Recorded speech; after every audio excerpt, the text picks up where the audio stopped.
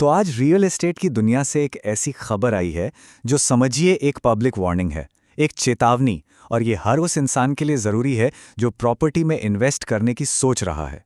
ये चेतावनी किसी और ने नहीं बल्कि एक बहुत बड़े डेवलपर ने खुद दी है। तो चलिए इस पूरे मामले की तह तक चलते हैं। ये कोई नॉर्मल ऐड नहीं था।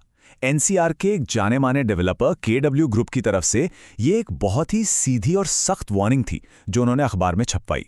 और जैसे ही ये नोटिस सामने आया ना, पूरे रियल एस्टेट मार्केट में एक तरह से हलचल मच गई और कई सवाल खड़े हो गए।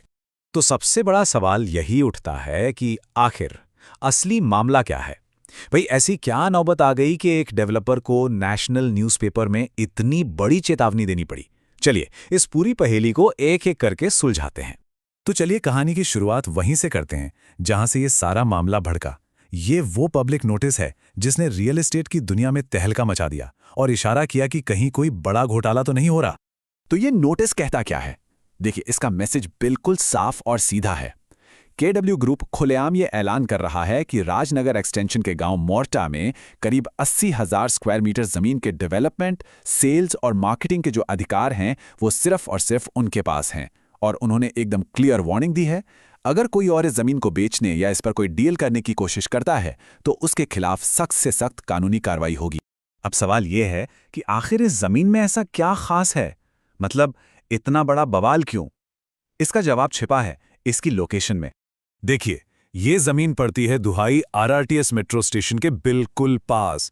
और जो लोग भी एनसीआर रियल एस्टेट को थोड़ा भी समझते हैं ना, वो जानते हैं कि आरआरटीएस कॉरिडोर आज के जमाने में गोल्ड डस्ट है, यानी सोने की धूल। यहां जमीनों के दाम आसमान छू रहे हैं। और जाहिर है यही वजह है कि ये इलाका सही डेवलपर्स के साथ साथ गलत लोगों और धोखेबाजों को भी अपनी तरफ खींचता है। अब जरा इस स्लाइड पर ध्यान दीजिए। ये जो खसरा नंबर दिख रहे हैं ना, ये बहुत ज्यादा जरूरी हैं। केडब्ल्यू ग्रुप ने अपने नोटिस में इन्हीं नंबर्स का जिक्र किया है। ये किसी भी इन्वेस्टर के लिए एक तरह से फ्रॉड से बचने की चेकलिस्ट है। अगर कोई इन खसरा नंबरों वाली जमीन बेचने की बात कर रहा है तो समझ लीजिए कि ये एक बहुत बड़ा रेड फ्लैग है। पर कहानी सिर्फ इस पब्लिक नोटिस तक ही सीमित नहीं थी। असली खेल तो पर्दे के पीछे पहले ही शुरू हो चुका था। केवे ग्रुप ने सिर्फ जनता को ही नहीं बल्कि सरकारी अधिकारियों को भी पहले ही आगाह कर दिया था। ये है वो अहम सबूत। पब्लिक नोटिस छपने से भी 4 दिन पहले 14 जनवरी 2026 को केडब्ल्यू ग्रुप ने गाजियाबाद के सब रजिस्ट्रार और तहसीलदार को ये ऑफिशियल लेटर भेजे थे। इनमें साफ साफ कहा गया था कि इन खसरा नंबरों पर किसी भी तरह की गैर कानूनी खरीद फरोख्त को फौरन रोका जाए। तो इसका मतलब क्या हुआ आसान भाषा में? मतलब केडब्ल्यू ग्रुप ने सरकार से कहा कि भाई इस जमीन पर हर तरह की खरीद बिक्री पर रोक लगा दो, इसे फ्रीज कर दो ताकि कोई और इसे बेच ही ना सके। ये कदम बताता है कि डेवलपर अपने हक के लिए पूरी तरह से एग्रेसिव लीगल मोड में है। इस कहानी में एक और दिलचस्प मोड़ तब आया जब मार्केट की एक बड़ी खबर ने केडब्ल्यू ग्रुप के दावों को और भी ज्यादा पक्का कर दिया। मार्केट में ये खबर उड़ी कि एक और बड़ा रियल एस्टेट डेवलपर साया ग्रुप भी इसी लोकेशन में अपना प्रोजेक्ट लाना चाहता था।